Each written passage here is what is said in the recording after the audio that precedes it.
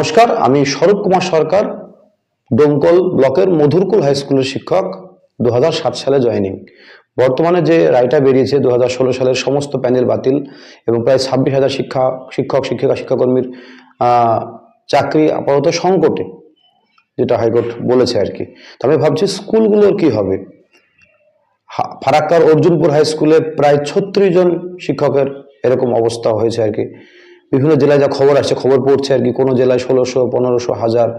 প্রত্যেকটা স্কুলে যদি স্কুল খুলতো বা যদি এখন স্কুল চলতো বা যদি স্কুল খোলে, তাহলে আমি শিওর অনেক স্কুলে যতগুলো ইউনিট আছে 5 থেকে 12 পর্যন্ত, প্রত্যেকটা ইউনিটের স্যার পাওয়া যাবে না, 7টা ক্লাস নিলেও স্যার বুঝবে না। আমার মনে হয় সরকারের ইমিডিয়েট কিছু একটা ব্যবস্থা নেওয়া দরকার, সদিচ্ছা দরকার, সরকার, এসএসসি, কোর্ট, যাই হোক না কেন। তবে কিন্তু স্কুলগুলো বাঁচবে, নাহলে কিন্তু এই শিক্ষকেরা হবে কিন্তু স্কুলগুলো পড়াশোনা কিন্তু একেবারেই নষ্ট হয়ে যাবে।